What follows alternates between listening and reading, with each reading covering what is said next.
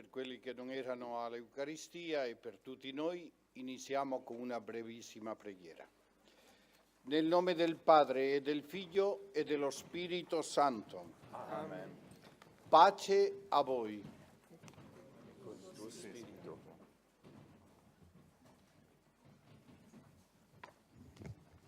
Prendete a pagina 3 del libretto, seguiamo lo stesso formulario della preghiera di ieri mattina.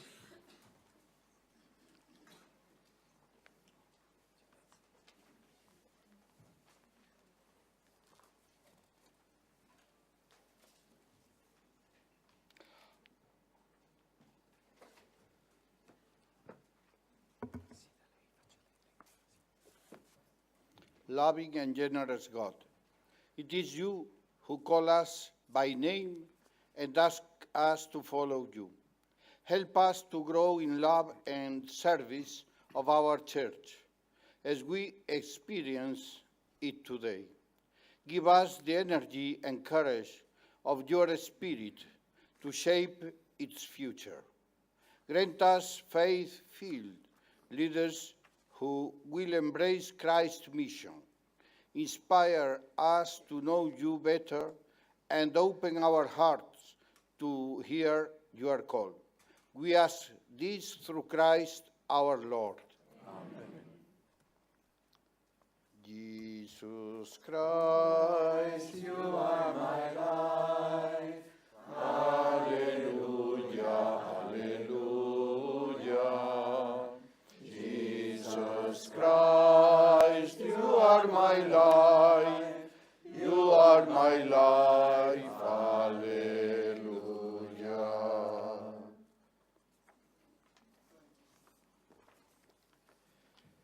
Caminemos con gozo. Caminaremos llevando tu evangelio, testimonios de caridad, hijos de Dios en el mundo.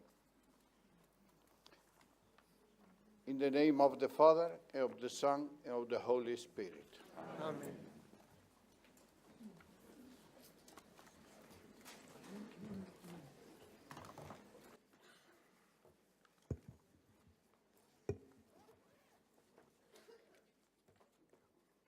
Il mio cordiale benvenuto a tutti. Welcome to each and every one of you to the second day of our conference.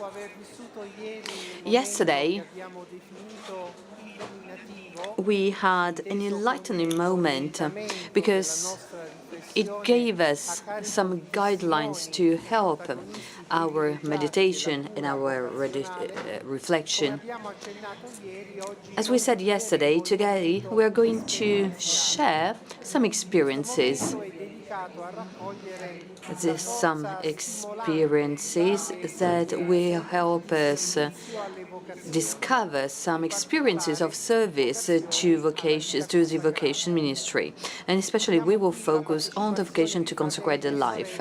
We have various brothers and sisters who are sitting here on the podium, and they have worked at developing strategies and methods that are suited to the announcement, promotion, discernment, and accompaniment of these vocations.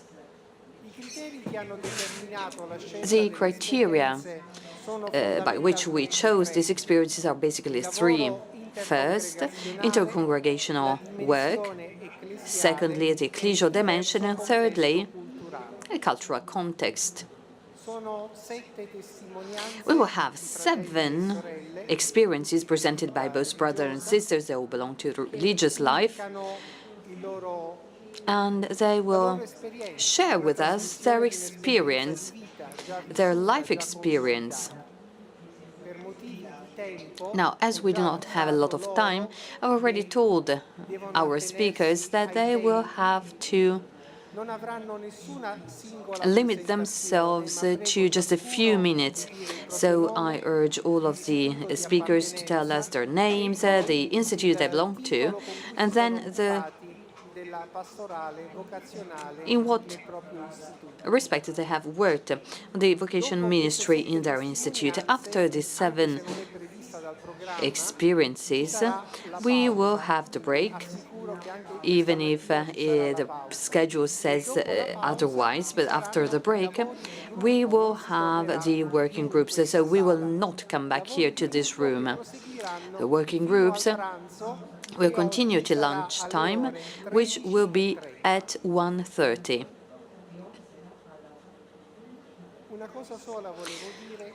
I would like to tell you something else. In the list of participants that you find in the booklet, well, one of these names, one of these persons will be replaced by a confrere, because unfortunately the confrere that we had invited had a problem at home. His mother died. We prayed for the mother of this brother during the Mass, and he was replaced by a confrere belonging to his same institute. Now, according to our schedule, I would like to give the floor to our brothers and sisters according to the list. We will not have questions at the end of their presentation, because these witnesses are basically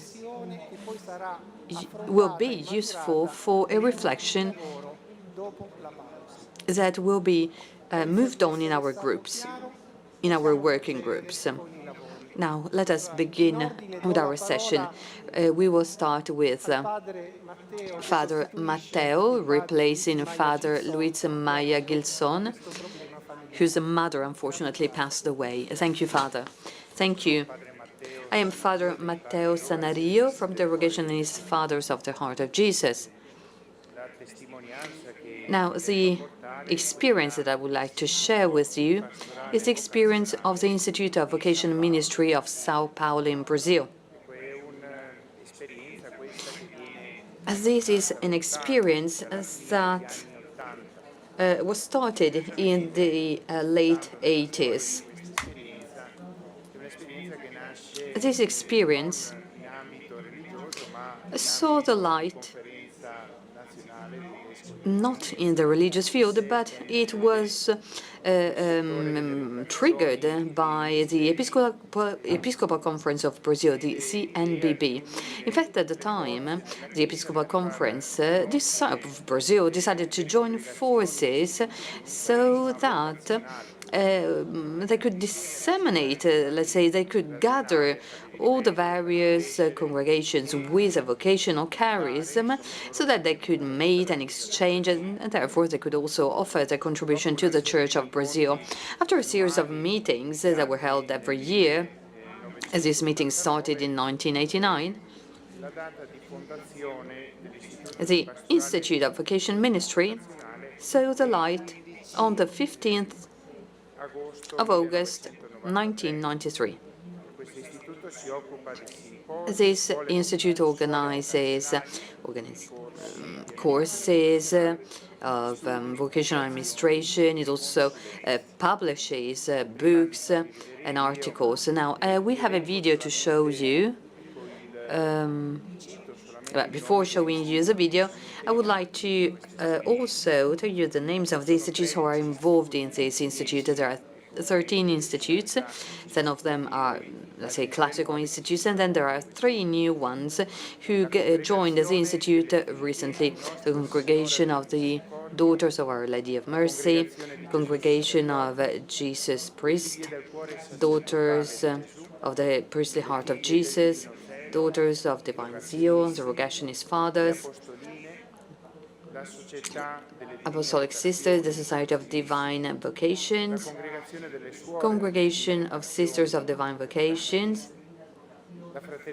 a Fraternity of Diocesan Fathers of the Sacred Heart, the Servants of the Holy Trinity, the Medianeiras da Paz, the Vocational Missionaries, and the Missionaries of the Holy Spirit. So let us now view the video.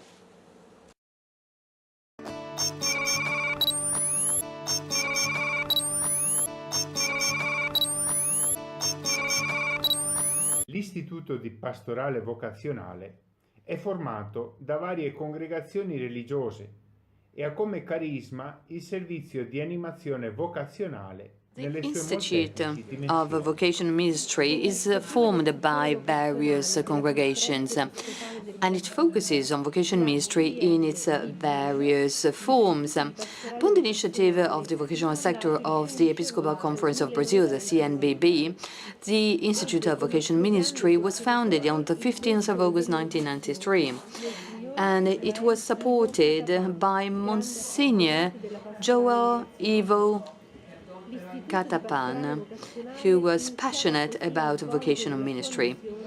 This is how the Institute started to offer its mission to serve the Church in Brazil in the field of vocations. Currently, the Institute for Vocational Ministry is formed by 13 religious congregations.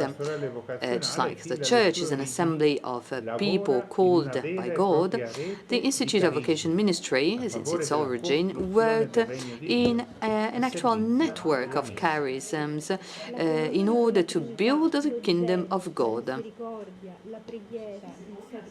The communion with the Trinities, zeal, mercy, prayer, sacrifice, discernment and accompaniment of vocations, and the care for the vocations of the presbyters and consecrated life are some of the activities that the Institute for Vocational Ministry has put in place to motivate the new evangelical workers of the servants of the Church. For a better deployment of its activity, the Institute is organized into 3 departments. One is concerned with study, the other formation, the third the communication, and they interact with one another.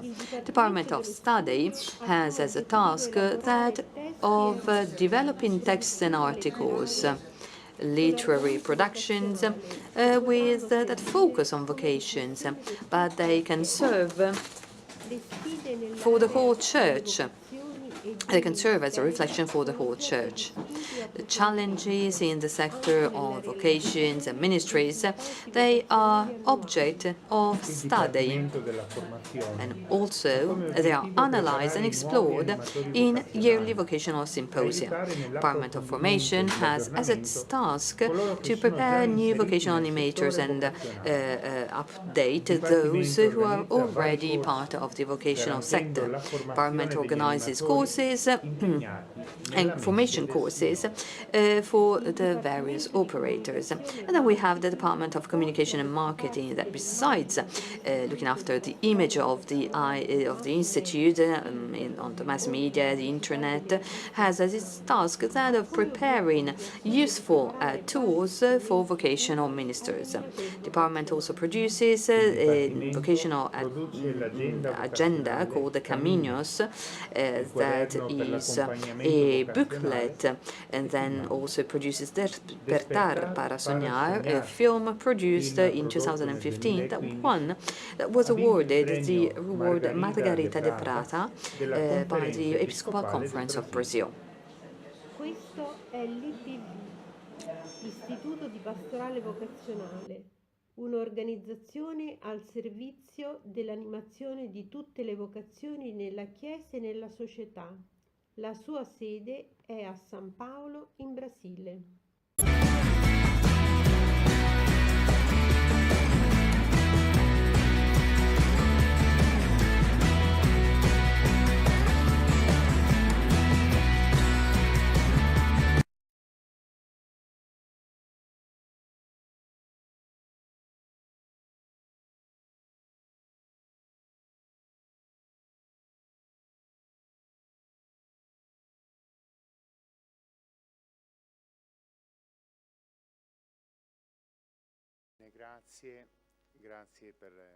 Very well, thank you.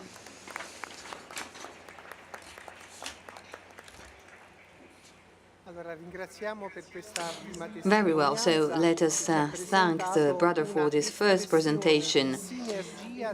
It presented us an experience of synergy, of collaboration among various institutes, because as we've heard, the Institute of Vocational Ministry sees the collaboration of 13 institutes, and the Institute offers discernment, but also it offers formation for formators. Now, let us move on to the next witness, to the next experience. Sister Rosanna, you have the floor. Buongiorno, bom dia. Good morning. Me chamo irmã Rosana Cristina My name is Rosanna Cristina Zan, and I belong to the Daughters of the Sacred Heart of Jesus. I would like to share with you my experience of vocational ministry in Brazil, especially in the Sao Paulo area. But our sisters, they are present in various regions of Brazil. We also work with other congregations. I would like to begin this moment of sharing on vocational ministry in Brazil with the words of Pope Francis. Vocation ministry needs a church on the move that can enlarge its borders, its frontiers, and it should be, and we should learn to leave behind our rigidity, because that prevents us from communicating the happiness of the gospel. I decided to start with these words because, in a way, they summarize the great desire that all of us who work in vocation ministry have. That is, we want to make Jesus Christ known, and we want everyone to love him. In many regions of Brazil, there are groups who devote themselves to vocation ministry.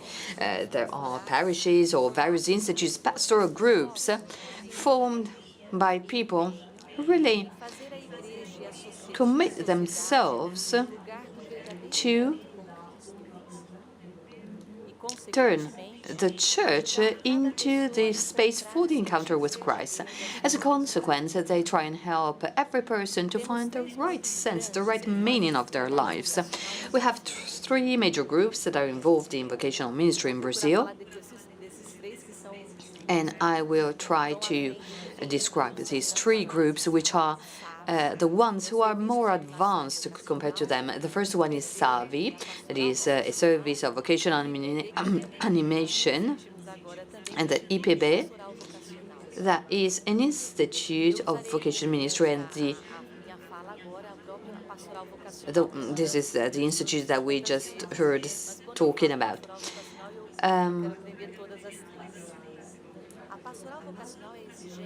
Vocation ministry is very demanding, because if it is well done, it will force us to serve the kingdom, to serve Christ.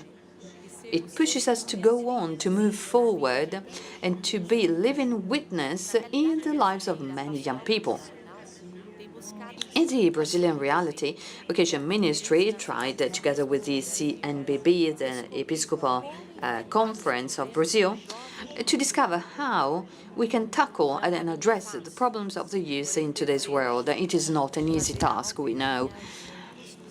But we have a desire to do something, we have the desire to move forward in hope together. In Brazil, we are promoting vocation ministry in every institute. Every institute is trying to do something about vocation ministry, but we collaborate while respecting the diversity of our institutes. Therefore, we collaborate with various institutes, and even if the spirituality of our founders is very diverse, we have a single goal, that is to announce the gospel and Christ. So we perform this job, this work in communion, and we try to bear witness to the youth that consecrated life is worth living. It is worth saying yes to the Lord, who continues to call us to his kingdom. According to number 100 of Article 93 of the CNBB, the service of vocation ministry intends to promote Christian and human vocation. And they use in Brazilian, in Portuguese, the word to awaken. We have to awaken people to discern the call of God. We need to help them nurture their vocation. At the same time, we need to help them and accompany them in their vocational discernment. So accompaniment, and again, is very important. One of the major challenges of vocation ministry in Brazil, but I think this is common to other countries, is that every person knows that we are all responsible in the promotion of vocations. It is not simply a mission for the ministry, but it is a mission for each and every one of us. In many states of Brazil, institutes, with the help of seminaries, catechists and others, but also lay people, try to find ways to become vocational agents. And we, therefore, announce Christ and the gospel in this way. These groups are called vocational animators.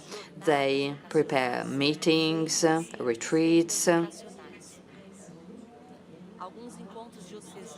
and some of these and also diocesan meetings that see the participation of experts in vocation ministry and youth ministry. Also organize parish events, especially in the month of August. We also organize meetings for the families, but also we're present in the schools. For instance, before a priest is ordained, or before the vows are taken by some religious, we are called to prepare a week of celebration. In many states of Brazil, this common work, this synergy, is a strong sign that this consecrating life is beautiful and it is worth living it. It is not easy to work in groups, to collaborate, because the lack of vocations make us try to, let's say, get in touch with as many youth as possible. However, our mission as religious is to bear witness to the fact that religious life is possible, even if we are different, because it is Christ who calls us. But then the choice of the institute or congregation, well, that depends on the young. I will now show you a short video, and I will present some groups of activity that we have, some groups that are active in Brazil. Brazil is very big, so I've tried to include just some pictures of what we do. You will also see many pictures of young people, many groups of young people. At the end of the video, you will read the sentence, "Come and follow," because this vocation ministry is for the youth, but also for us, religious men and women, because we have to renew our desire to continue to follow in the footsteps of Christ. Thank you.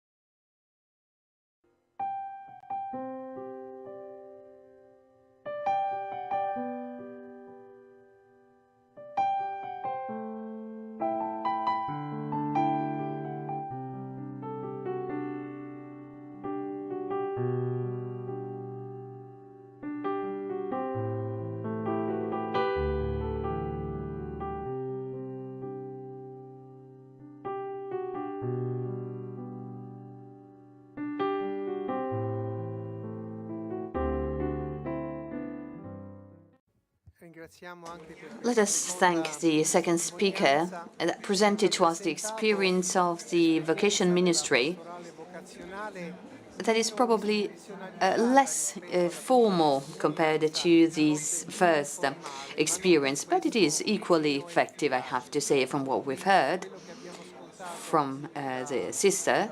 We can see that the Vocation Ministry in her institute and with this collaboration among institutes is really lived out as a true form of ministry because it aims at showing the beauty of consecrated life.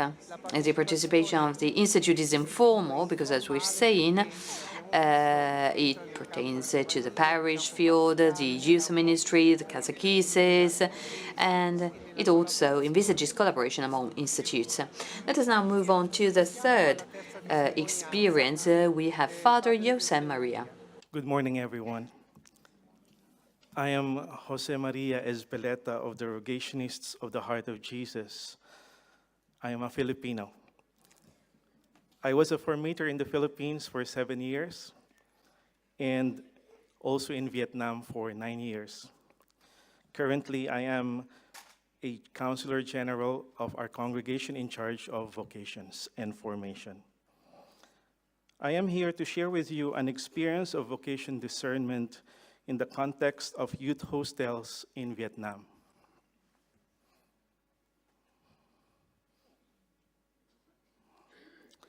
First, let me give a brief sketch of Vietnam. It is located in the southeast region of Asia. Vietnam's current population is 96 million. Often, whenever we speak of Vietnam, what comes to mind is the war in the past century.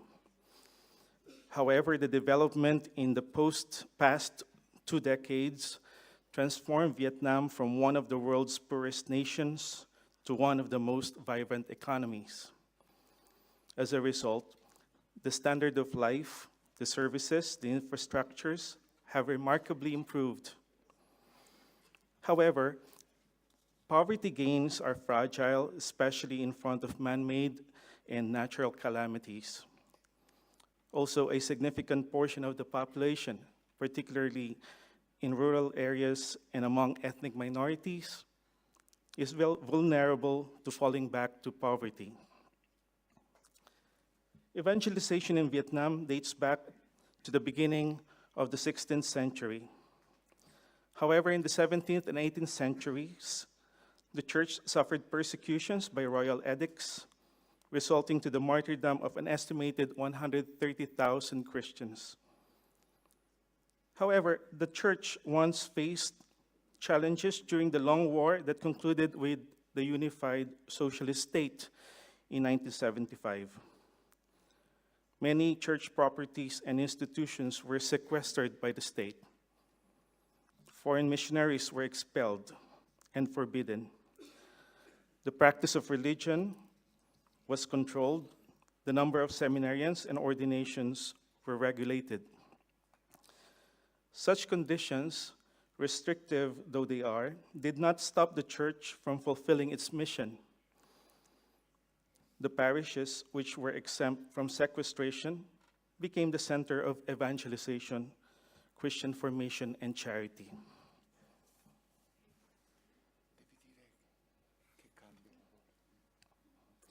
In the past 2 decades, however, the relationship of the state with the Catholic Church has improved, moving away from suspicion to mutual trust, from conflict to dialogue.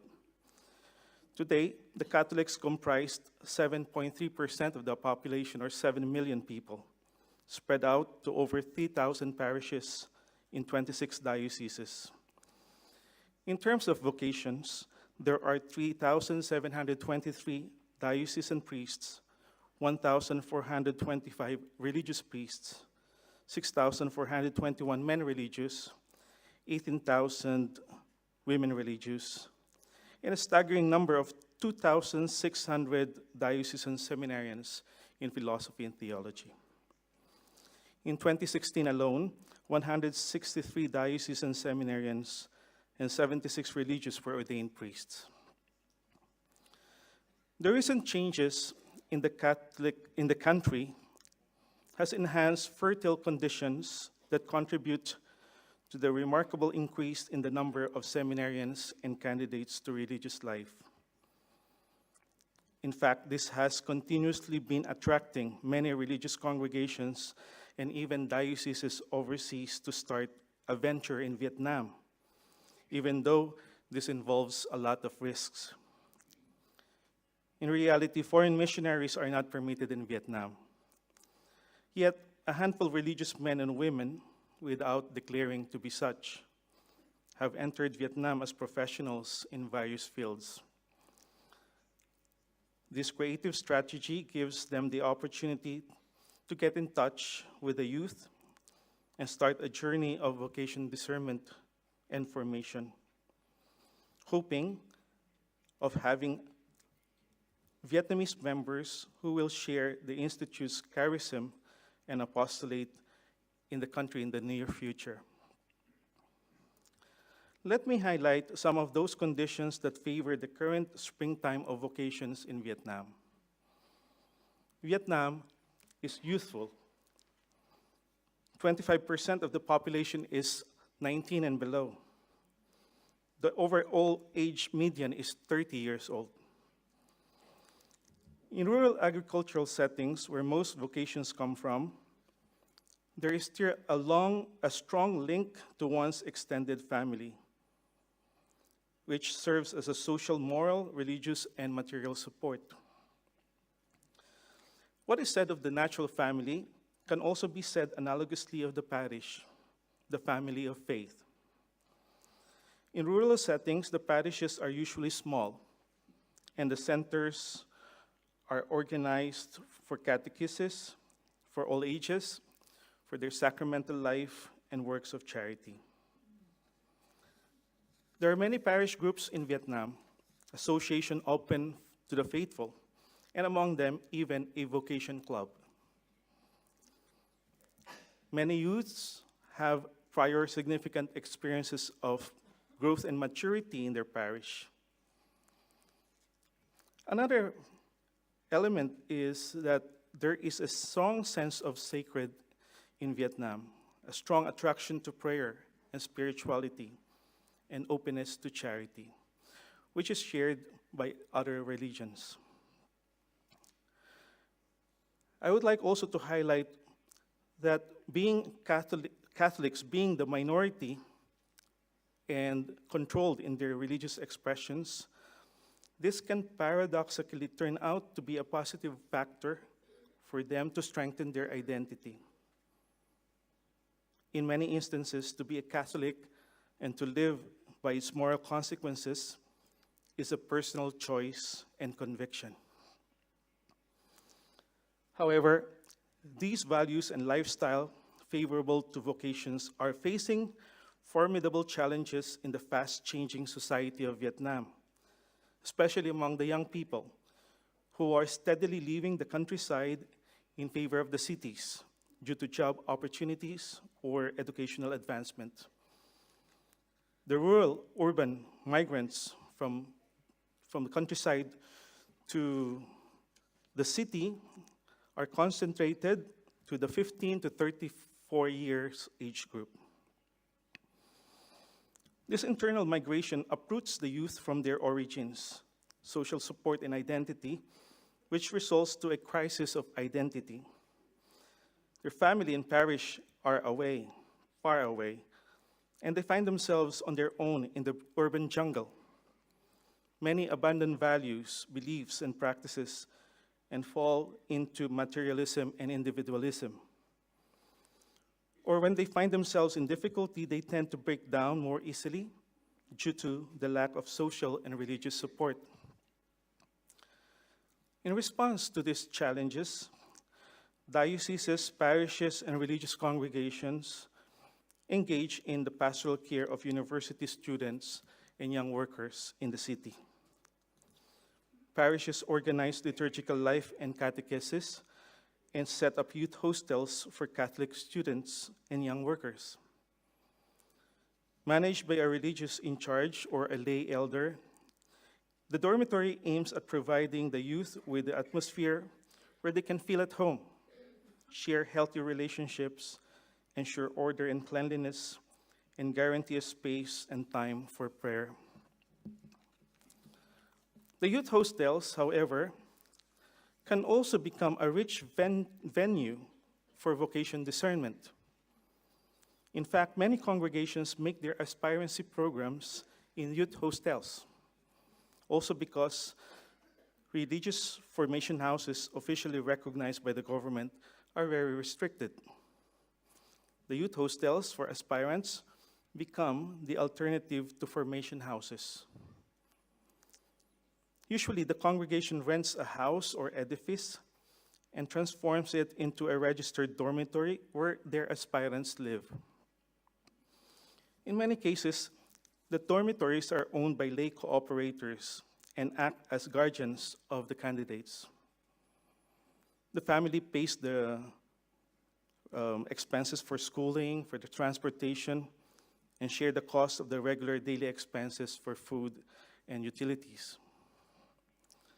Just like any other university student or young worker, the residents of this aspirancy, let's call them aspirancy houses, they also regularly go to schools and to their workplaces. The dormitory, just like any other dormitory, is regulated by rules and regulations. Responsibility is shared among the residents for the good running of the house. On weekends, recreational activities are organized. Usually, the dormitories also establish a close link with the nearest parish church, where the aspirants attend Mass, catechesis, and various activities in the parish. So in all respects, the aspirancy house shares the characteristics of the youth dormitory. However, it has added features. First of all, the residents and their parents know that they are there because they entertain a hypothesis of a vocation to religious life. So everybody knows that. As a consequence, the environment and the way of life is shaped in order to enhance this vocation in discernment. While in the usual youth dormitory, they have only bedrooms, youth hostels for aspirants dedicate common areas such as a lounge, study room, a common kitchen, dining area. These are meant to encourage encounters and fraternal communion. Besides, a place is also designated for community and individual prayer. Prayer is the locus of encounter between the master who calls and the disciple who listens. Providing a space and time for this encounter is essential to vocation discernment. As for the schedule of activities, the life of these residents usually are spent in school or in their workplace. And when they are at home, much of their time is dedicated to personal study. However, dimensions of vocation discernment is given importance. For example, times of common prayer are inserted in the schedule. They have regular catechesis on vocation discernment. On weekdays, they engage in apostolic work and organize recreational activities. Monthly, they go outside the city for a weekend recollection, which is organized with other congregations. Occasionally, they attend seminar workshops on various aspects of vocation discernment, such as workshops on self-knowledge, on spiritual life. These monthly recollections and occasional workshops are strong moments of prayer, reflection, and sharing of what one has learned from his experiences. The vocation promoter accompanies the aspirant in seeing the connection of their daily concrete experiences of fraternity, prayer, sharing of responsibilities, and apostolate to the call of God for them. In other words, the vocation animator guides the aspirants in tracing the movements of the Holy Spirit in their experiences within the context of the dormitory life. let me just give a note that the vocation promoter visits them. They don't live together with the aspirants. So the aspirancy house is self-managed. They regulate their own economy. They do their responsibility together. But the main point here is that the vocation promoter does a lot of personal accompaniment. Let me just share, finally, that we have started this as a congregation 15 years ago, and next year we will have our first 4 vocationist priests from Vietnam. Thank you. Dispiace stringere I tempi, ma dobbiamo I was sorry I rispettare had i to orari. limit the time, but unfortunately we have to stick to our schedule. So thank you for your special witness, the third witness on the hostels, the youth hostels in Vietnam. We have noticed that it is a special activity that is linked to the vocational ministry, also bearing in mind the specific context. But I would also like to highlight the elements that have already been highlighted. These are really the result of a spring, young society, sense of sacred, minority, and also the control imposed by the government. These are all elements that lead us to develop an identity, a strong identity. We can say that in many countries these values are present, and they are an indication of a really new vocations. I can tell you in Italy, 50 years ago, we had a younger society, a sense of sacred that was much, much stronger than today in Italy. And we can see how this is the breeding ground for something that will generate new vocations. Well, clearly, it is a very specific ministry that I know very well because a third of the Cistercians are from Vietnam. A third of the brothers in my order, they are from Vietnam. This also goes to show how we have to change our mentality and our geography. My order was born in the sacred Roman Empire, and today instead we have to learn Vietnamese. But you see, we have a different culture, we have different problems. This is also the beauty of an international order. Let us now move on to the fourth presentation. I would like to leave the floor to Sister Pascaline Dubam. I am Sister Pascaline Dubam. I belong to the congregation of the Tertiary Sisters of St. Francis, and I am in Cameroon, a formator in the novitiate. Bearing in mind the universality of the Church, we are certain that there will be so much in common in the process of vocation ministry in Africa.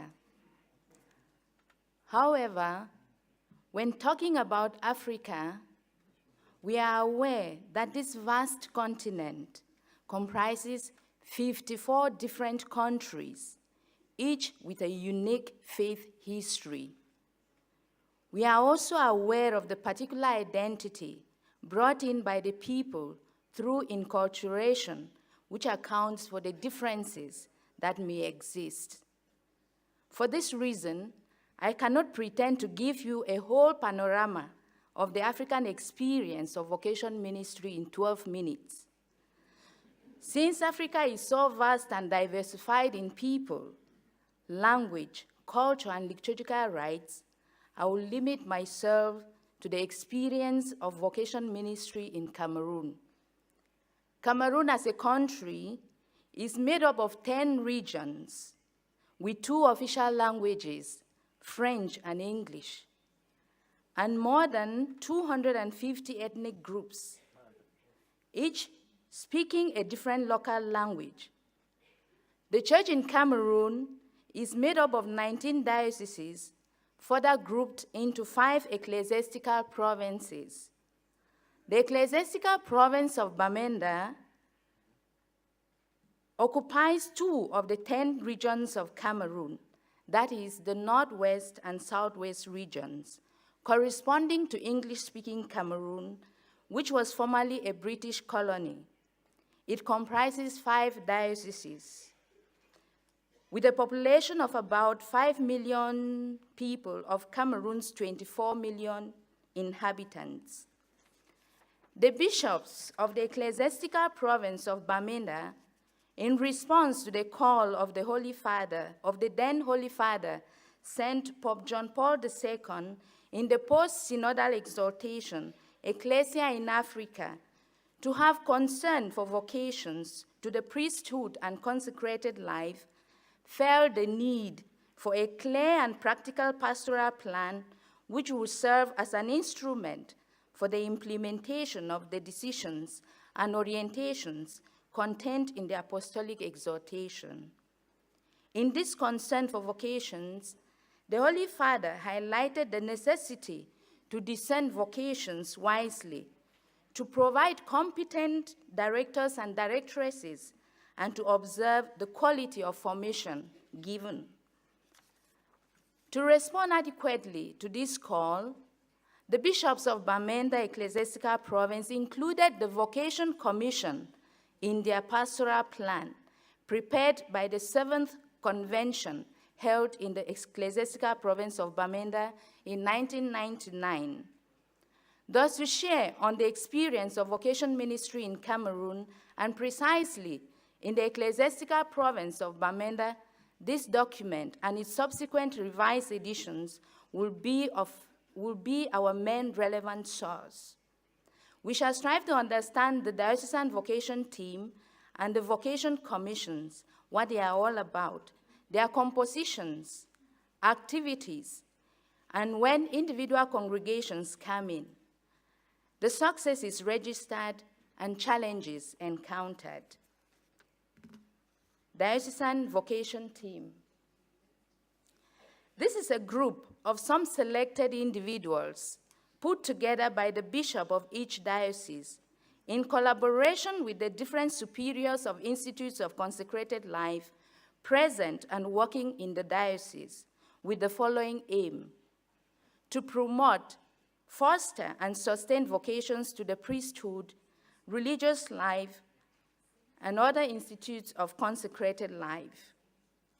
The Diocesan Vocation Director is there to coordinate all vocations in the entire diocese. Hence, he works in collaboration with the bishop, deans, priests, vocation directors and directresses of institutes of consecrated life, and vocation commissions to prepare the soil for Christ to sow the seed of his call. He presents candidates aspiring to the priesthood to the bishop and heads the Diocesan Vocation Team. The role of the Diocesan Vocation Team. The Diocesan Vocation Team, led by a priest appointed by the bishop, comprises representatives of institutes of consecrated life living and working in the diocese. The head of the team facilitates the drawing up of a plan of activities for a year and ensures its implementation. According to the program, the team visits different parishes to talk about vocation and create vocation groups where they don't exist. After the creation of a vocation group, some responsible Christians are charged with the task of fostering the group. In parishes, they educate families to understand that they are the basis of all vocations, that is, the first church, the first seminary, the first formation house of all vocations. The team also helps candidates to know that the basis of their vocations remain their families. They organize retreats for all concerned and encourage priests, religious, catechists, and parents to take up vocation promotion as an integral part of their Christian life. They also give talks to young people during various occasions, like youth camps, youth meetings, and also meet them in different schools. They set aside a day for prayer for vocations. Like in my diocese, the first Saturday of every month is set aside for vocations. Vocation camps are organized yearly by all the dioceses in the ecclesiastical province of Bamenda. A notice is sent out to congregations who attend and are given time to present briefly their congregational charisms to candidates. This enables candidates to come in contact with different congregations present, and it prevents them from making wrong choices due to lack of knowledge. Those interested in a particular congregation meet the vocation directors or directresses of the congregations, who then follow them up. It is worth noting that congregations take up the specific follow-up of their candidates only from this moment. Candidates are advised to attend the vocation camps at least 3 times before deciding which congregation to join. Composition of the deanery and parish commissions. The composition of the deanery, parish and mission station vocation commissions is the same. The vocations are composed of competent adults from the lay faithful, catechists, religious, and priests, elected or appointed by the community or competent authority. These must be people of integrity, discreet, and of good reputation in the parish. The rule of the Vocation Commission. This commission is there to help young people deepen their understanding of their baptismal call. The commission encourages and accompanies young people morally and spiritually according to the indications they are given. It seeks to educate the Christians on the responsibility to foster and sustain vocations at different levels. Discernment and recommendation process. In a meeting held by the Bamenda Provincial Episcopal Commission for Apostolic Workers, and precisely by the Subcommission for Priests and Religious on Friday 8 May 2009, the members saw the urgent need of having a common guide for this delicate process of discernment and recommendation of candidates for priestly and religious life. This was to guard against young people using religious structures as a shelter or a refuge of escape from the reality of the world. Pope Francis underlined this point in an address made to formators in April 2015 when he said, "Vocational discernment is important. All men and women who know the human personality, be they psychologists, spiritual fathers and mothers, tell us that young people who unconsciously feel they have something unbalanced or some problem of balance or deviation seek unconsciously strong structures to protect them." End of quote. This means that there is need for adequate knowledge of the candidate and the candidate's motivation for choosing religious life or priesthood. So to ensure the genuineness of the vocation and the right motivation of the candidate, the team agreed that in recommending candidates for the priesthood and religious life, all agents of vocation promotion should be involved. The Commission equally underlined that this common guide, inasmuch as it will help in discerning the intention of the candidate, it will also guard against any form of bias or poor judgment from any of the agents involved. And to recommend a candidate, you must know that candidate at least for 2 years. That is, there should be no hurry in recommending candidates. This was provoked by changes experienced, as mentioned by the then Archbishop of Bamenda, Monsignor Paul Vedzikov, in these words. The situation which obtains in this part of Cameroon used to be that any young man who felt called by Jesus to become a priest and wanted to embrace the vocation was almost sure to encounter very stiff oppositions from his parents, brothers and sisters, relatives and friends and acquaintances. It usually demanded a lot of relentless courage, determination, and perseverance for a young man to stick to this vocation and eventually to apply for ordination.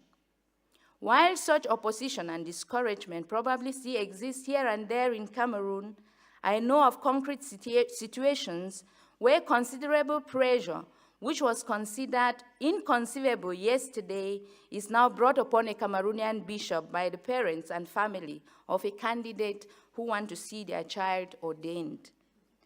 Although the Archbishop in the above quote refers only to the priesthood, all that he says holds true for religious life as well. Thus, the involvement of all the agents in discernment process is in a bid to exercise a rigorous, relentless, ongoing discernment process, uncompromising vigilance and discernment. To do this concretely, a questionnaire was prepared for various agents involved in vocation accompaniment or accompanying candidates before admission, and another was prepared for candidates. At the congregational level, there is a network of formators. The meeting of formators bring formators involved at different formation houses to discuss together issues pertaining to formation. This meeting holds thrice yearly, rotating from diocese to diocese. Is it time? Okay, thank you. I will round up here. This meeting holds thrice yearly, rotating from diocese to diocese, and gives formators a chance to share their experiences on the field, to brainstorm and exchange ideas, thus enriching each other. The executive of this meeting meets with the bishop in charge of formation in the province to brief him on the situation of formation.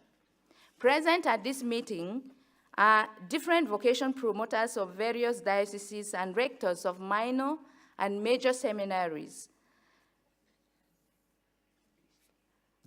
We equally had achievements made following this progress, and we had also challenges. And because of time, I would not get into that. So thank you for listening. Thank you.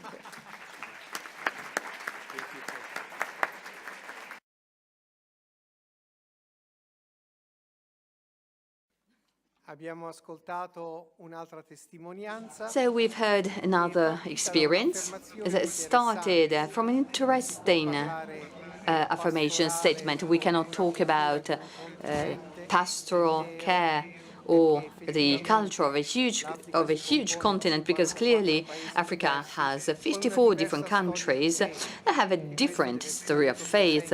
And this has to be borne in mind when we talk about vocation ministry, the story of faith, the itinerary of faith that we find in the specific reality is absolutely fundamental. Now, the sisters share with us the importance of this vocational team, and also these activities of discernment, of previous discernment, previous to the vocation, because clearly when the candidate matures his vocation for a certain candidate, it will be up to the Institute to form the candidate with a spiritual, practical, and doctrinal formation, as Perfecte Caritatis reminds us, just like the Canon Code reminds us. Let us now move on to the fifth presentation. I will leave the floor to Father Francesco Piloni. Good morning, everyone. May the Lord give you peace. I'm Brother Francesco Piloni, and I belong to the Order of the Friars Minor of the province of San Francisco d'Assisi. I belong live at the Porziuncola, and I am the vocational director. Now, I would like to share with you my experience, the experience that I've been living over the past 16 years. It is an experience that was saw the light 40 years ago, and it is called Servizio Orientamento Giovani, SOG, service for to guide. So service, it means to wash the feet of our brothers. This is what the Lord taught us, and it actually shows us that we have to give our brothers and sisters their bearings. We wanted to offer some guidance to our brothers and sisters so that they can discern their vocation. So when we meet the youth, we immediately say to them, to fail in love means to fail in life. The vocation that the Lord gave us is exactly this one, this dimension that He has given us. He's made us in His image and likeness. Now, this service was set up 40 years ago, and we received many vocations, not only in our province, but also we were blessed with many vocations, also with some sisters, nuns, and many diocesan priests. So it is a service that is open to the Church. Now, the beauty of this service is that we try to evangelize vocations, and therefore not only consecrated vocation or priestly vocation, but also marital vocation. The theological idea that we follow is the States of Life by von Balthasar that have given us a strong theological basis that guides us. Now, this service, this SOG,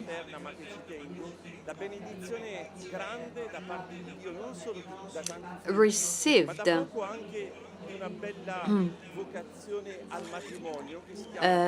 many fruit. We also received Chiara Corbella Petrillo, a young mother who passed away 5 years ago, and now we started the beatification process. This is a wonderful history because we try to evangelize this history that brings about seeds of holiness. This is the beauty of us involved in vocational ministry. We need to offer what St. John Paul II said in Novo Millennio in Eunte. We need to offer the youth something better, something higher. Instead, what we give to the youth is no challenges at all, because the youth love challenges. They love to test themselves because they have thirst for something bigger, for something higher. So the service that we offer is at 3 levels. And I would like to share these 3 levels with you because I think that this experience can be replicated. We organize these courses not only in Assisi, but we also held these courses in Spain, Madrid, in England, London, in Munich, in Germany. And we saw that the announcement of the gospel, the announcement of vocation, really is welcomed by the youth. And many tell us, well, at long last, now you're telling us that our life has a meaning, has a sense. So our experience is, so we live in a community of 7 friars with 15 Franciscan nuns who collaborate with us, but we also have the collaboration of other nuns, sisters or brothers who are not Franciscans. We have, in fact, the collaboration, we collaborate with many other brothers from different orders who want to learn about our service. Now, the service, as I told you, is organized around the 3 levels. The first one being the first evangelization, so the first announcement. The great gift of Evangelii Gaudium reminds us that the kerygma has in itself the capacity to reawaken the desire for love. The second moment, the second interesting moment of our service is that when is the vocational announcement. We always say,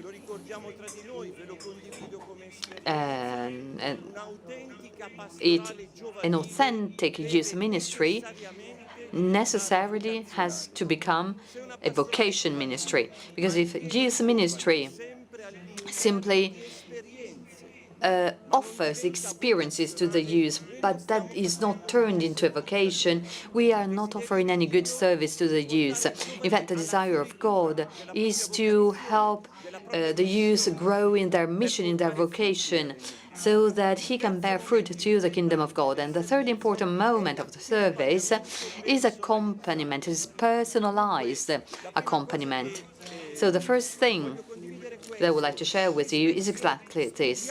Very often we study the young, we know many things about them, but what they want is to spend someone who can spend some time with them, who can accompany them at their personal life. So most of what we do in our vocation ministry is individual accompaniment.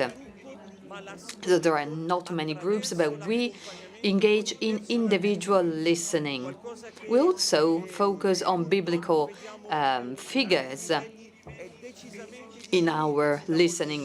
This is something which unfortunately has been neglected. A lot of importance is given to human sciences, but the major risk is that we do not leave to the Word of God the right space, the possibility to help the youth in their discernment. We need to listen to what the Spirit is doing in that person, in that young person. That is something.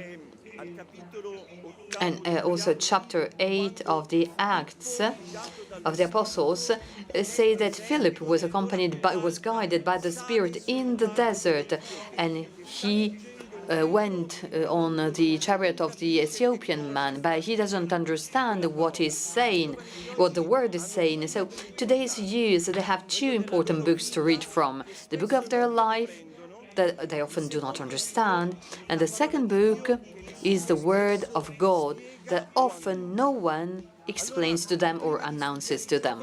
So before studying the youth, we need to get to know them. We spent a lot of time in listening to them. Why? Well, Cardinal Martini, in 1980, he really gave a very realistic snapshot of the youth, and he divided the youth into 4 categories. The youth who are very far away, so people who do not know God, so they're not baptized.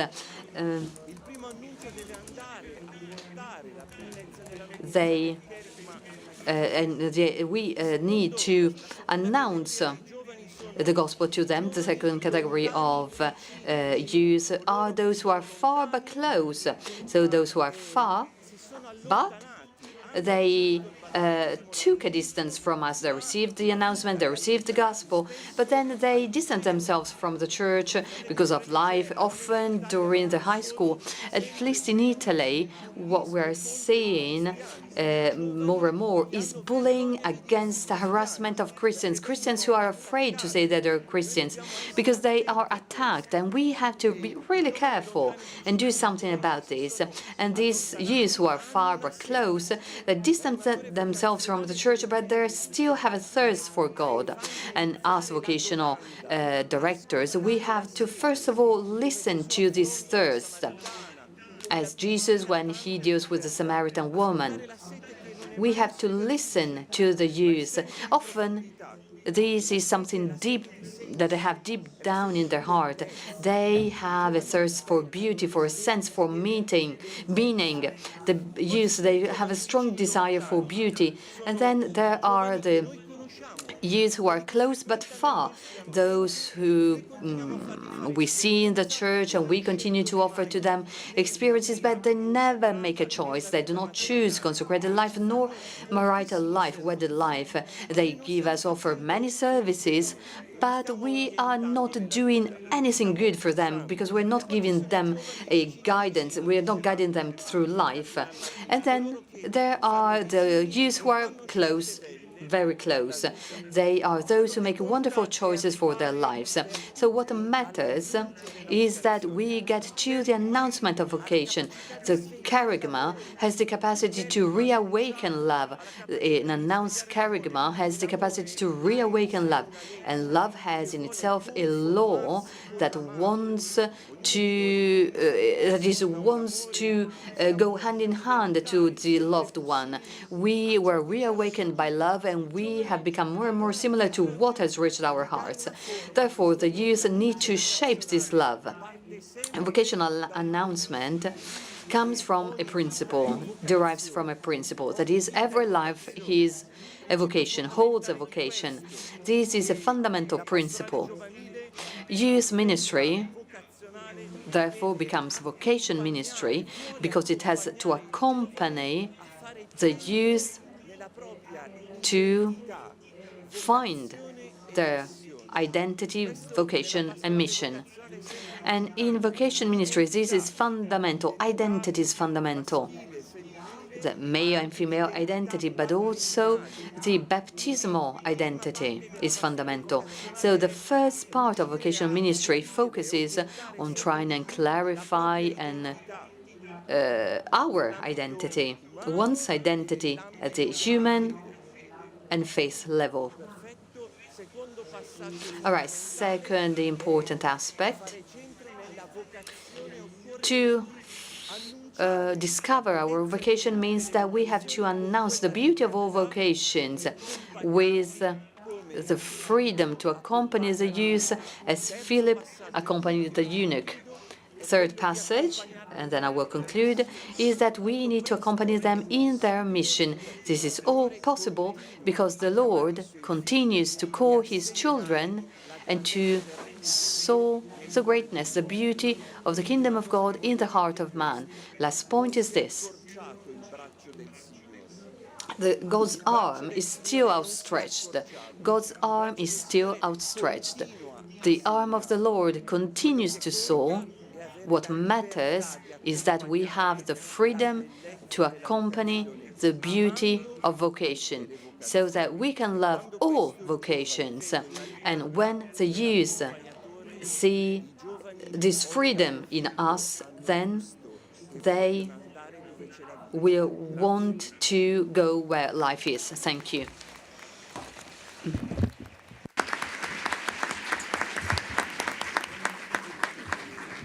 Ringraziamo per questa testimonianza. So we should like to thank for this witness that has shared with us this experience of the service of guidance of the youths.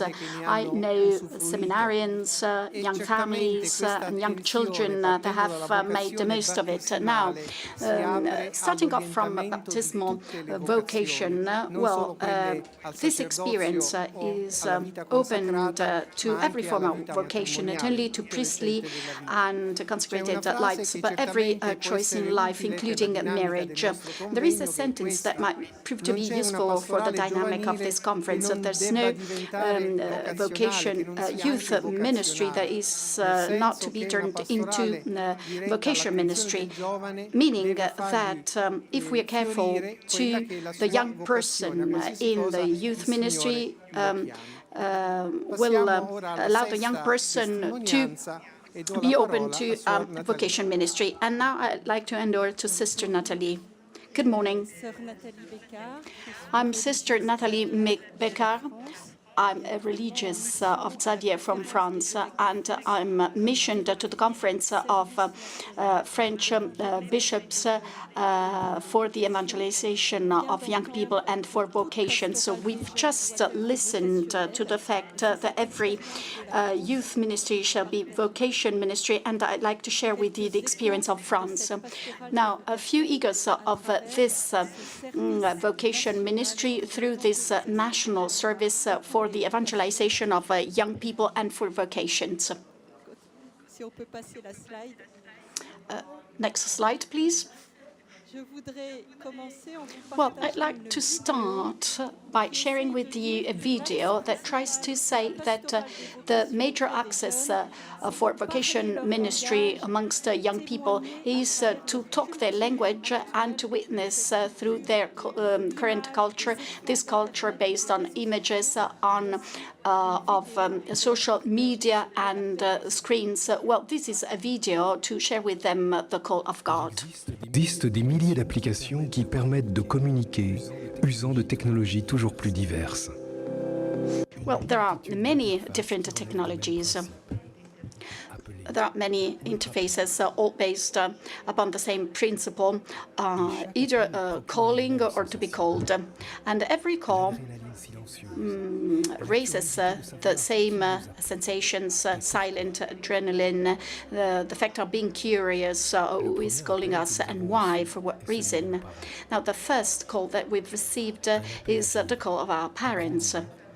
A call to live, a call to grow up, and we've been given a name, our name, that characterizes us and makes us unique for our family, for our friends, and forever. It's our name that places us on a list. Now, the fact of being called, we hear that we are somebody, we feel we are somebody, so the word gives a meaning to the creation. So God calls, and through his call, he makes our existence meaningful. And when God calls us, he gives us a meaning in the very art of his creation. It's only his call that can change us to the point that we are identified with our name. So Abraham becomes Abraham, Martin becomes Martin of Tours, and Selene becomes Sister Isabel, or myself, who I've been turned in Brother Ivan. Only God can call us twice. So there's a difference between my name is and I'm called. We're all called upon to walk like Abraham, like Peter. So the fact of listening to this call and being able to to recognize it in the noise, amongst the noise of the world, to get retired, to listen at last to this call, and hearing his word, being able of discerning, and last but not least, to become the cooperators of God's design, of God's plan.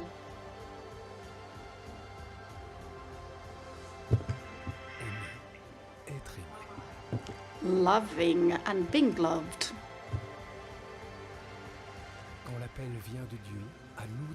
This call comes from God to our imagination, to be able to answer with the imagination. God calls all of us.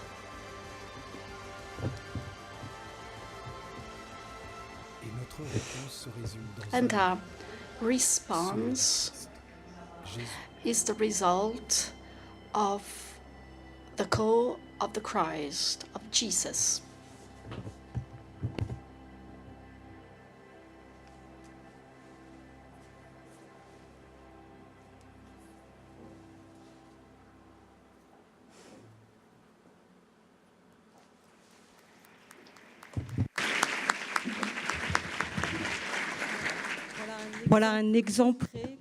Well, this is a concrete example to speak the same language as the young people and transmitting through vocation pedagogy, a pedagogy of call.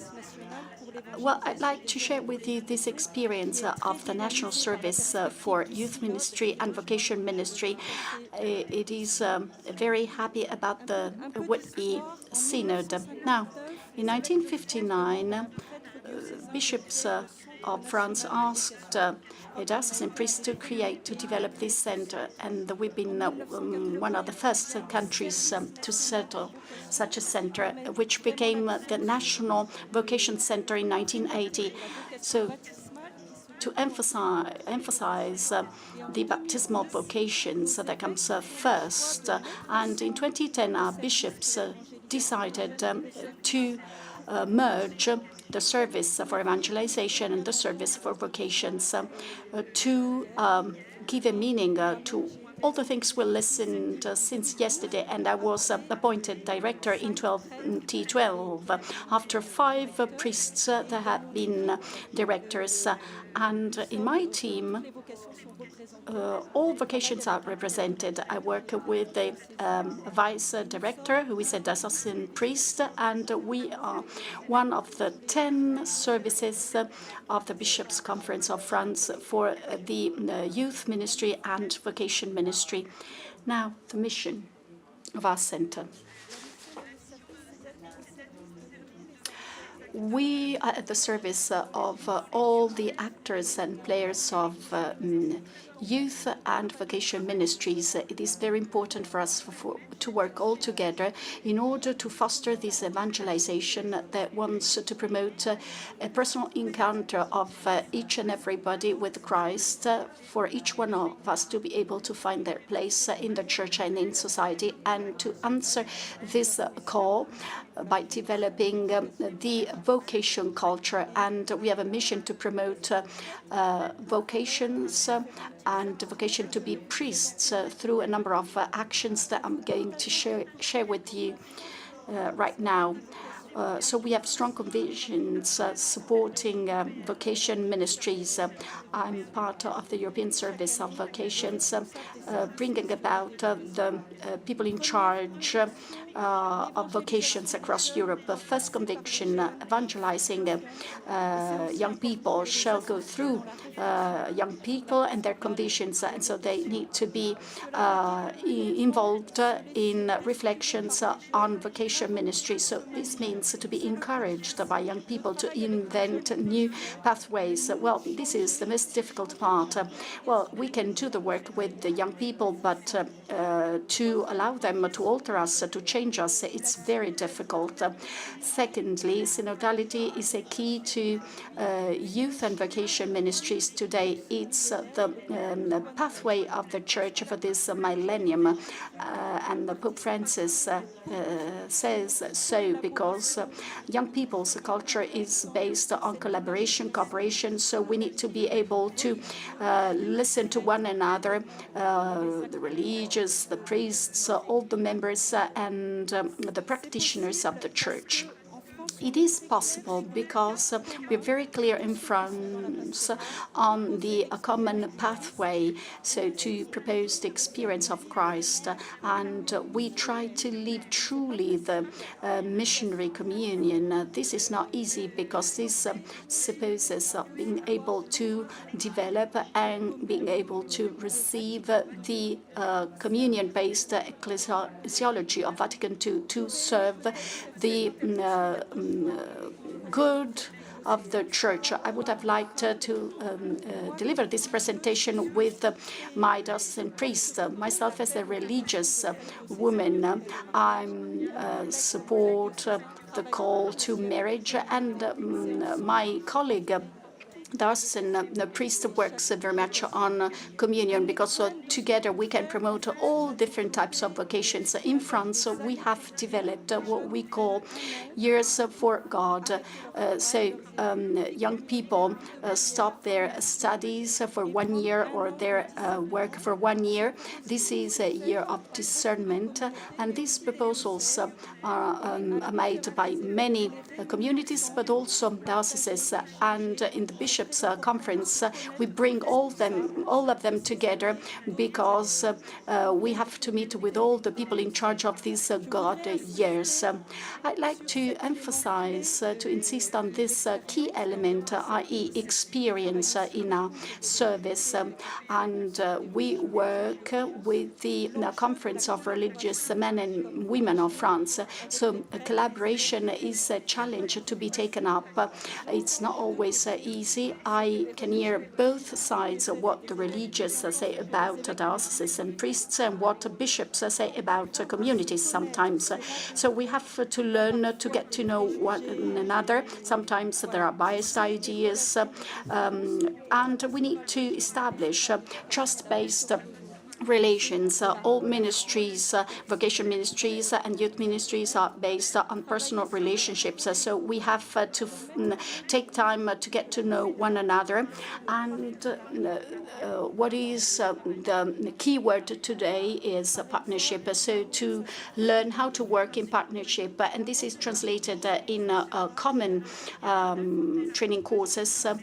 So there was in the past a formation for the people responsible for community responsibles. Today,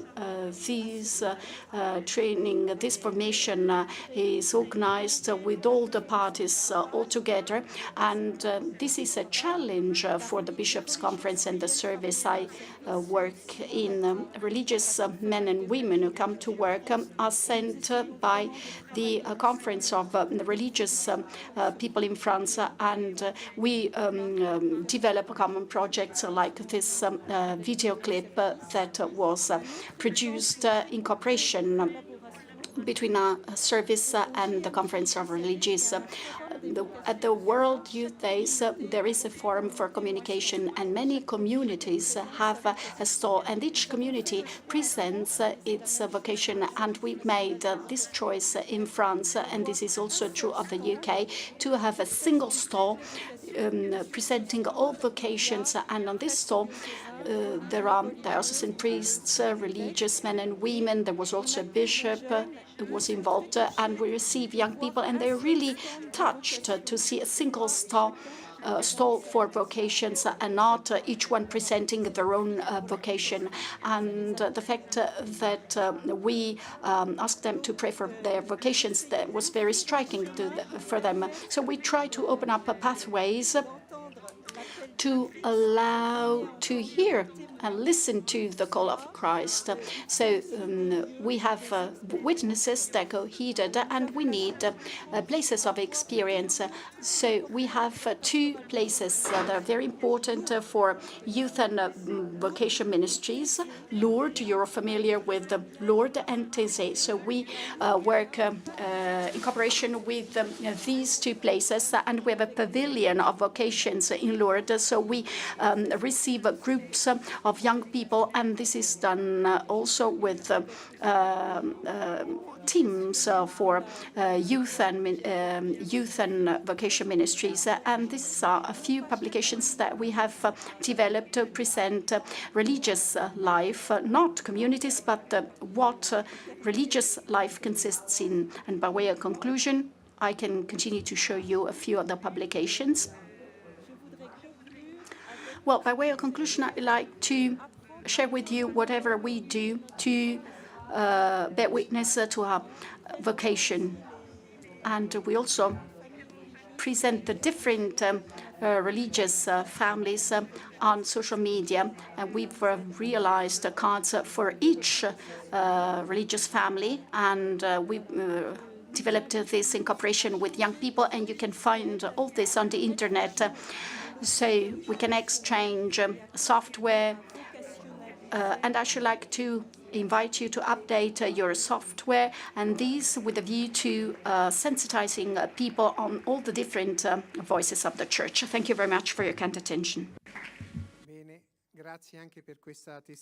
Very well. Thank you very much for this witness and for having presented the National Service for the Evangelization of the Youth and for Vocations. And thank you for showing us that we can reach out to today's young people using their language and their tools, the tools of modernity, for them to be able to find today, like yesterday, a response on their role within the Church. And you insist on the importance of the synodality as a pathway of the Church and on the importance of dialogue that exists in mutue relaciones, but personal relationships shall be established on mutual trust and understanding. This is true of the relations between the consecrated people and the bishops and common service, 2 vocations that are for the Church. And last but not least, we have the testimony of Brother Paul, who shares with us the witness of an Institute of Brothers. My name is Brother Paul Bednarchik, and I currently serve as the first assistant and vicar general of the Congregation of Holy Cross, a mixed congregation of priests and brothers. Previously, I served in Vocation Ministry for 23 years, 14 of which were as the executive director of the National Religious Vocation Conference, the professional organization for religious vocation directors in the United States. In 2009, in collaboration with the Center for Applied Research in the Apostolate at Georgetown University, NRVC published a landmark study on recent vocations to religious life in the United States. No study of this magnitude had ever been done before. The study was designed to obtain hard data about who and how many were coming to religious life, as well as what types of religious institutes were successfully attracting members. Our goal was to discover best practices in vocation ministry so that religious institutes could develop well-informed vocation strategies and plans. If you are interested in learning more about this study, I'd recommend you go to the website. You also have some information that was passed out to you prior.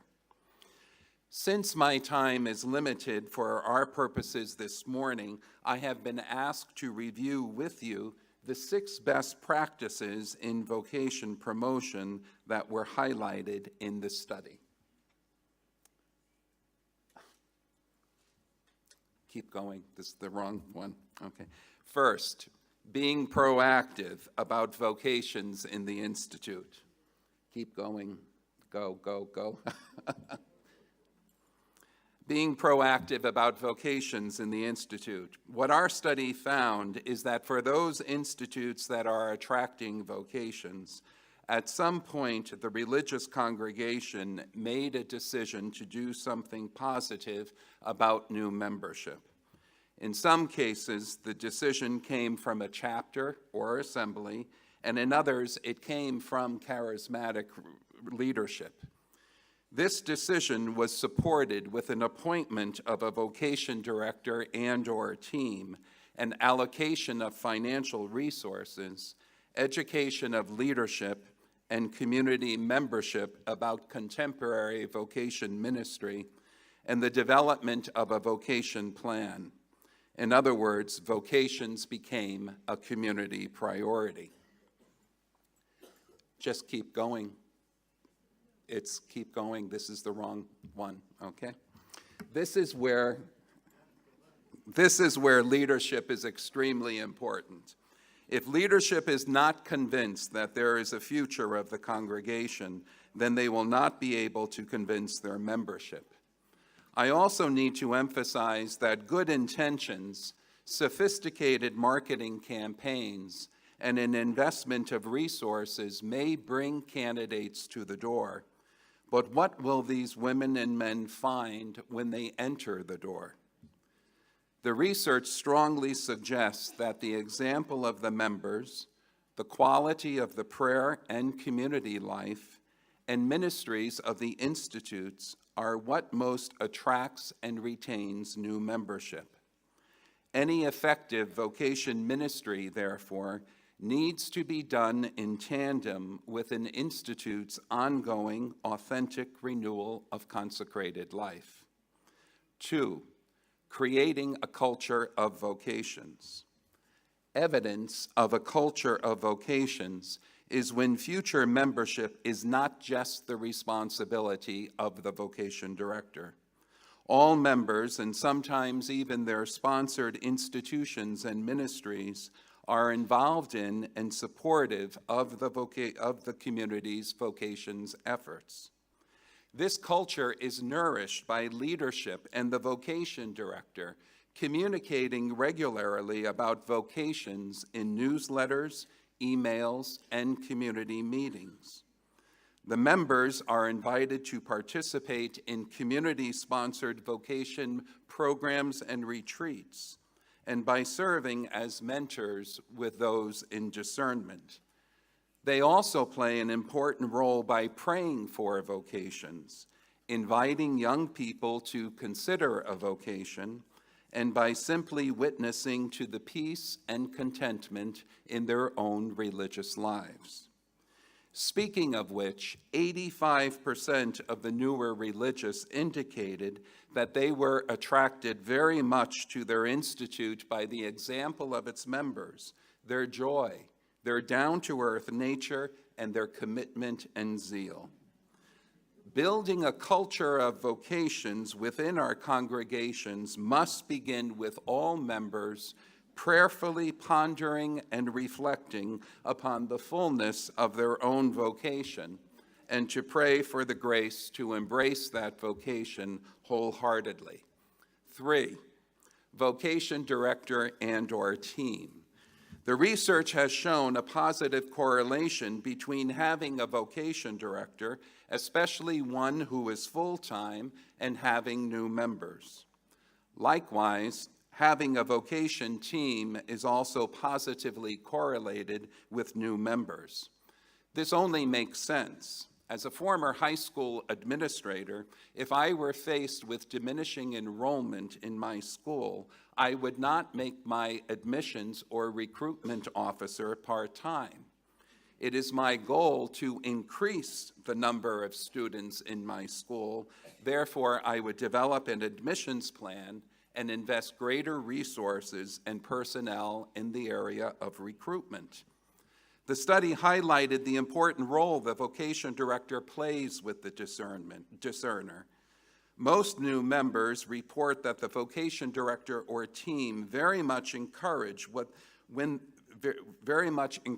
them when they were considering their institute, and 70% found regular meetings with the vocation director helpful. New members also appreciated a quick and personal response to their initial inquiry, and they appreciated vocation directors being honest about religious life and their institute. They did not like, though, when vocation directors gave them a sales pitch or pandered to them. Examples include promises of travel and assurances that they could do anything they wanted in ministry. These new members saw this as contrary to authentic discernment, and they're right. The use of media for vocation promotion. According to our study, and as Sister Natalie said, those who reported that they use the internet for vocation promotion are more likely to have new members. The younger the candidate is, the more likely he or she will say that websites and other media were helpful to them in their discernment. Since younger candidates have had little, if any, exposure to men and women religious, often it is through the internet, and ever more so with social networks, that young people are introduced to religious life, learn more about it, and if so inclined, begin to explore a vocation by investigating various religious institutes. An example of this is that 10 years ago, NRVC launched vocationnetwork.org. Since then, they have had 5.5 million site visitors and over 50,000 inquiries seeking more information through Vocation Match. It is recommended, however, that community websites or other media be tested with a target audience first, as impressions of what may work will be different from older people like myself. Likewise, all websites need to portray an honest and authentic portrayal of the religious institute. Anything less than the truth is simply false advertising. Email communication is effective, but at some point it needs to lead to a face-to-face meeting for good discernment to take place. 5, discernment programs. The survey found that religious institutes that sponsor discernment programs, retreats, come and see experiences, are positively correlated with new membership. New members say they found these programs to be extremely helpful in their discernment. These programs also put potential candidates in relationship with members of the religious institute, which can help build an emotional bond between the candidate and the institute. This is especially true for younger candidates because often this is their first prolonged exposure to women and men religious. Remember, this is a generation of hands-on learners. They learn more about religious life through personal experiences of prayer, community, and ministry. And once their experience is over, it is important that some theological reflection take place with the candidate regarding how this experience was for them, how they may have encountered God, and whether or not they are being called to the next step in their discernment. And lastly, target groups. The research affirms that those groups that sponsor vocation programs directed towards university students and young adults are more likely to have new members. Evidence suggests that targeting high school students also appears to have an impact on attracting new members. Since many new members said that they learned about their congregation through a friend or advisor at a university chaplaincy, it is important that we place our most vibrant religious in ministries that bring them into contact with our target group. If this is not possible, then communities need to be creative in providing a ministry of presence to this target group, whether it is worshiping at a young adult mass in the parish, inviting people in for dinner, or volunteering in a ministry where young people serve. It is interesting to note that 40% of the men and almost 50% of the women surveyed first considered religious life prior to 18 years of age, and more than a quarter of the women considered it before they were 14. The research seems to concur with the anecdotal evidence of a trend of men and women considering a religious vocation at a younger age than was the case a few years ago. In conclusion, both the world and the church have dramatically changed from when many of us first entered religious life. From this changed world and church is from where our candidates come. Please. While the largest cohort of religious in the United States were formed and transformed by the radical renewal of religious life initiated by the Second Vatican Council, this generation of new entrants has been shaped by a different experience of church. Generations change. This is what generations are meant to do. We should not fear that reality. No matter what we may think of this younger generation, their spirituality, hopes, and values, we cannot ignore them if we want a future. Perfecta Caritatis challenged the religious of the world to read the signs of the time. Today's young Catholics are themselves the signs of our time, and they beckon to be heard and to be recognized and welcomed. What will be our response to them? Thank you for your kind attention.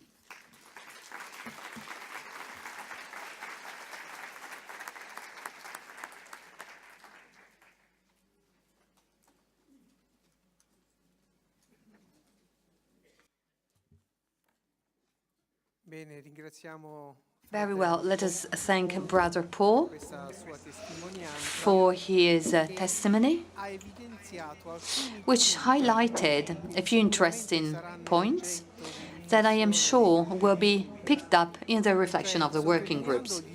In fact, the institutes, those who developed a vocational some vocational programs, well, he also highlighted the importance of the commitment of leadership, the establishment of vocational teams, and also those are those institutes who renew themselves.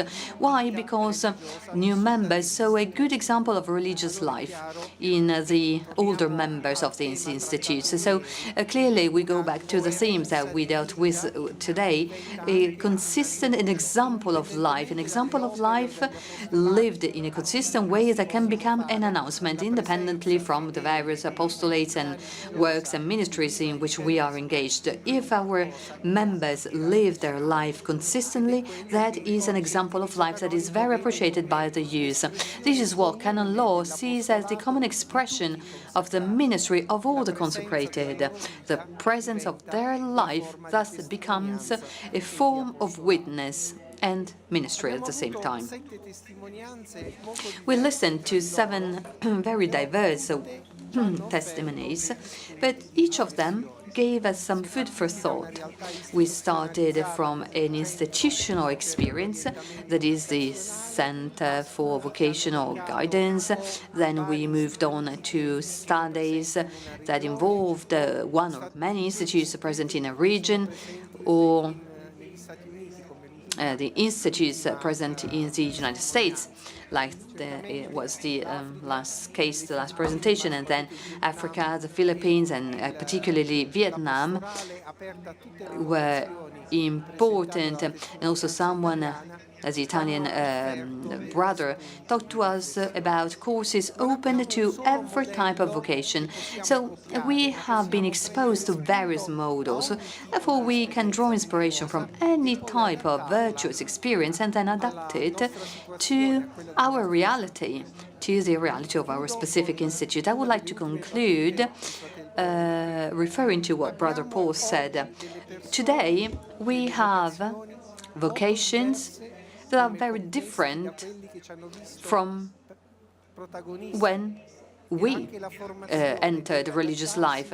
And therefore, also the vocation as a formation that we offer has to adapt to these people who have lived different experiences compared to us. And also, referring to what Sister Natalie said, we somehow have to rethink the model of vocation promotion, vocation ministry, and we need to adapt it to our current reality. We cannot import or export models that may go very well or may very applied to a situation, but they could not be applied to other contexts. Now we will have the coffee break. It is 11:10. At 11:45, please gather in your working groups. So we will not come back here to this room. We will now have our coffee break. And you will meet, you will gather in your coffee breaks in 35 minutes' time. But please start on time at 11:45. Thank you. Thank you to everyone for your attention. Let me give you a few announcements. Just bear with me. I will be brief. Now, we will now have our coffee break. Please take some refreshments.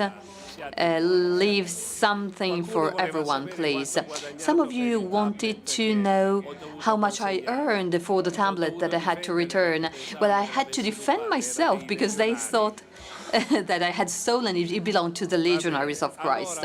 Well, never mind. All right. As you leave the room, return the translation equipment, the translation machines, because despite the announcements that we gave yesterday, there is still one set of translation headsets that is missing. So please check in your bags, because they're very expensive and we have to return them. The moderators of the various working groups are kindly requested to send their email to the Secretariat. Secular Institutes will meet at 11:30, I'm told, on the first floor in the master room. Is that all right? Enjoy your coffee. Thank you.